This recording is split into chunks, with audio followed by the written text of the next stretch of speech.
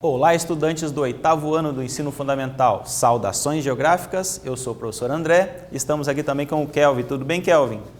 Ele irá interpretar para nós aqui, então, esta aula que vamos falar, então, sobre o México, né, a população mexicana, ok? Então, vamos lá.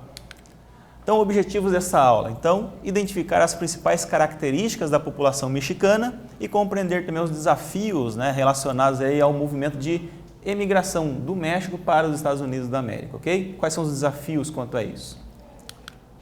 Então, vamos refletir, né? Vocês sabem onde é que fica localizado, então, o território mexicano? E como se encontra distribuída, né, a população mexicana pelo seu território? Além de por que muitos mexicanos, né, querem viver nos Estados Unidos da América, né? Por que eles tentam emigrar para os Estados Unidos? É isso que nós vamos ver, então, nesta aula. Então, aqui tem a localização mexicana. Então, olha só, o território do México está ao norte do território do México, está os Estados Unidos da América, a fronteira aí, né, norte do México. E na fronteira sul do México temos aí a fronteira com a Guatemala e com Belize, que são países da América Central. O México fica na América do Norte, junto com os Estados Unidos e o Canadá, ok? Muito bem. E aqui temos dois mapas. Um mapa aqui de concentração populacional, densidade demográfica mexicana, e aqui temos um mapa de relevo do México. Reparem, se você pudesse cruzar esses dois mapas, colocar um sobre o outro, sobrepor um sobre o outro, você percebe que a população, no geral, do México se concentra numa região de Planalto, uma região mais alta, ok? E não na região, por exemplo, mais próximo do deserto, né, ao noroeste do país, ou na região de litoral. A maior parte vive na região, inclusive, próxima à capital, né? A cidade do México, ok? Muito bem. Então, a população aí, ó, nos trechos mais elevados, o clima frio inibe a ocupação humana, enquanto nos desertos, né, é mais complicado viver por falta de água, assim por diante, no noroeste do país. Isso contribui, então, para as baixas densidades demográficas nessas áreas que citamos aqui. E a cidade do México, a capital, e sua área metropolitana, então abriga quase 1/5 de toda a população mexicana, que nessa região aí temos cerca de 20 milhões de pessoas habitando. É uma grande densidade demográfica na região metropolitana da cidade do México, ok? Então aqui temos uma foto, né, mostrando ali a capital, cidade do México.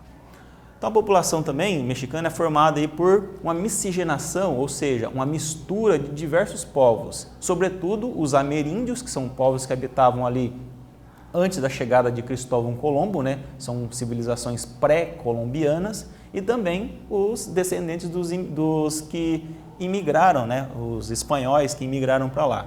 Então, há uma grande composição, e vocês veem aqui nesse gráfico, né? 60% da população é formada de euro-ameríndios. A parte em laranja, né, os ameríndios, 30%, 9% de descendentes de europeus diretamente e outras etnias formadas aí por aproximadamente 1% da população. Muito bem. Então aqui temos um gráfico mostrando aí, então, a questão da taxa no caso aqui de mortalidade infantil. Sabemos que o México ainda é um país em desenvolvimento e que tem taxas de mortalidade infantil ainda consideradas preocupantes, mas não é nem o pior do mundo, né? Por exemplo, temos aqui a Somália, o Afeganistão, que estão bem elevados na questão de mortes por milhão de habitantes, né? De criança de 0 a 1 ano de idade, mas também não é um dos melhores, como por exemplo temos aqui o Canadá e o Japão, que são um dos melhores. Então o México está aí na metade do caminho e tem que melhorar bastante essa questão. Além do analfabetismo, que ainda é grande no México, né? Temos uma alta taxa de analfabetismo entre a população mexicana. Aqui temos dois exemplos de pirâmides etárias do México, que são gráficos que mostram, então, por faixa de idade, como que é composta a população mexicana. Vamos reparar, então, nesse primeiro aqui, ó. Então, lembrando, uma pirâmide etária é um gráfico. Então, a base desse gráfico, se for larga, a população está crescendo muito, está tendo muitos filhos, ok? E se o topo for estreito, significa que a população está morrendo, a população idosa está morrendo em grande quantidade. Então, não tem uma boa qualidade de vida e não tem um controle populacional. Então, é característica de país ainda em desenvolvimento. E se espera que em 2050 o México já comece a assumir aí um gráfico, né, pirâmide etária mais parecido com países desenvolvidos, né? Que já tem uma boa expectativa de vida e também tem uma baixa taxa de natalidade, ok? Muito bem. Só que a população mexicana ainda está em desenvolvimento, conforme nós já dissemos aqui, e muitos vivem em condições precárias, né? Como por exemplo aqui temos uma comunidade no México em que falta quase todo tipo de infraestrutura, como saneamento, né, básico, como a água encanada, como esgoto sanitário, falta de energia elétrica, coleta de lixo também, isso tudo ainda é precário. Então o México se parece muito, por exemplo, com o Brasil, né, nessa questão aí. Então, e tem uma grande concentração também de renda nesse país. Cerca de 2/3 da população do México, né, dessa riqueza, perdão, 2/3 então está na mão somente de 10% da população. E isso então é uma grande concentração de renda. Muito bem. E aqui temos a primeira atividade para a gente respondermos aí. A população do México é miscigenada, ou seja, uma mistura de etnias, né, nativas, colonizadores e de imigrantes. Então explique com suas palavras, com mais detalhes aí, como é formada então a população do México, conforme nós já falamos em aula, ok? Então explique aí então e em seguida retomaremos aí com a correção.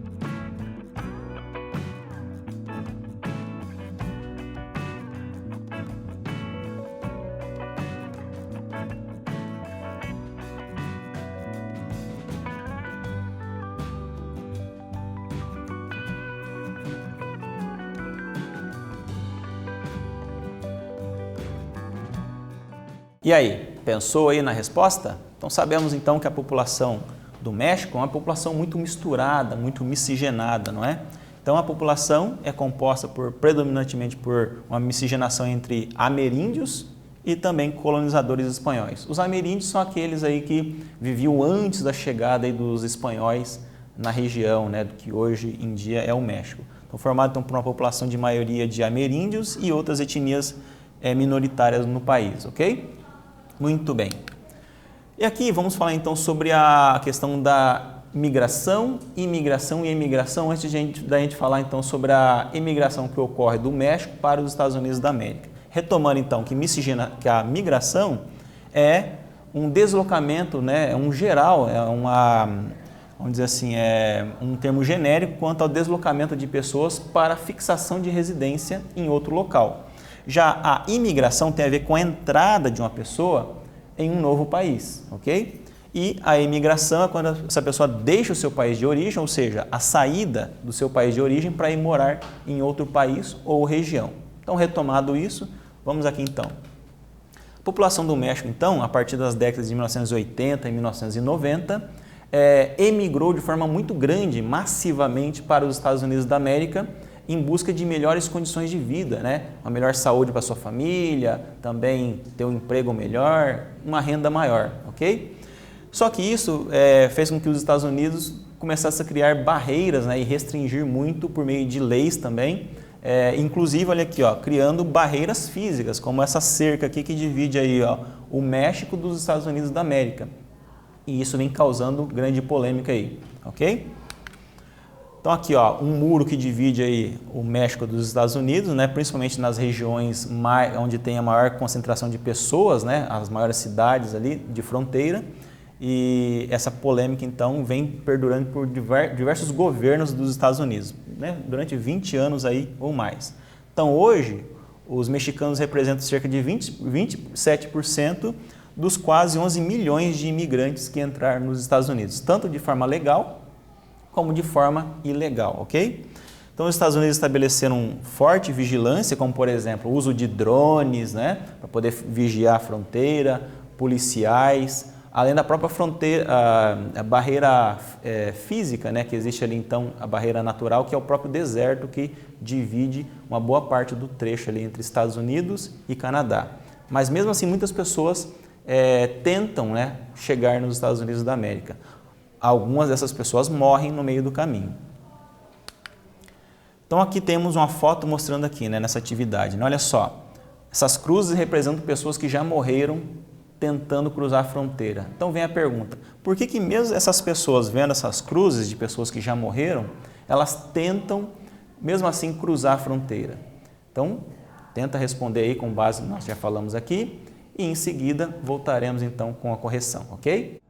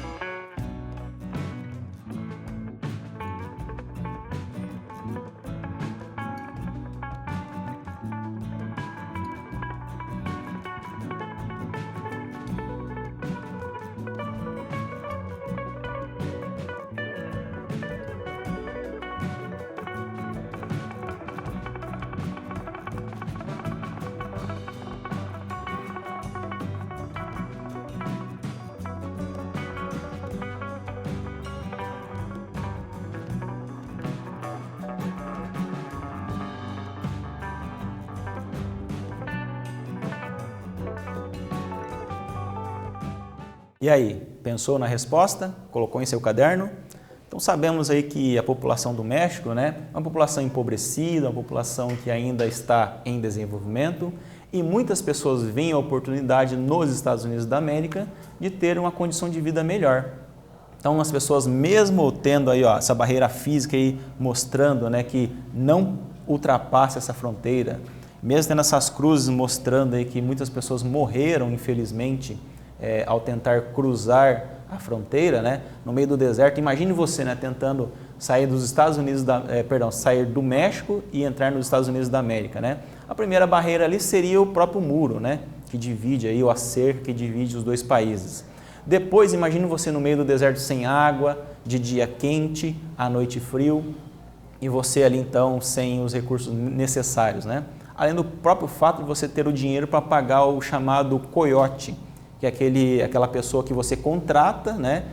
Claro, ali na clandestinidade, para poder cruzar a fronteira. É uma pessoa que conhece a região e mesmo assim não tem garantias nenhuma de que você chegará no seu destino, né?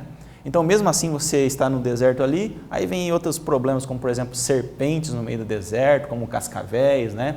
Frio à noite e muito calor de dia e assim por diante. Além de drones vigiando a fronteira. Olha só, é uma aventura, né? E também pessoas que podem também contar que você está tentando atravessar ali, né? Denunciar para a polícia, ou então a própria polícia também te encontrar ali com o policiamento que existe ao longo da fronteira e te capturar. Se você for pego, você é deportado. O que significa isso? Você é devolvido para o seu país. E se você retornar a tentar cruzar a fronteira de forma ilegal, muitas pessoas são presas e não voltam aí a serem julgadas, né? Não voltam para o seu país de origem, ok? Então é um desafio muito grande, mas mesmo assim as pessoas tentam cruzar essa fronteira entre Estados Unidos e o México tentando uma melhor qualidade de vida, né? Então temos aí, melhor condições médicas para os seus filhos, tentar ter aí o chamado sonho americano, né? De ter um dinheiro a mais para sustentar suas famílias, ter uma renda melhor. Então, como é um país vizinho, né, muitas pessoas, tanto do México como de outros países também, inclusive do Brasil, tentam atravessar essa fronteira de forma ilegal. Tem também a forma legalizada, que é por meio de processos burocráticos, né, tendo ali o chamado também Green Card, que é o cartão verde, para que a pessoa se torne, né, pessoa que possa ter direitos nos Estados Unidos da América, né, se torne um cidadão nos Estados Unidos da América, ok? Então isso aí é uma questão que deve se pensar quanto à entrada ilegal do México para os Estados Unidos. É um desafio muito grande. Então, nós falamos nessa aula então sobre a população mexicana e falamos também sobre os desafios quanto à imigração, né?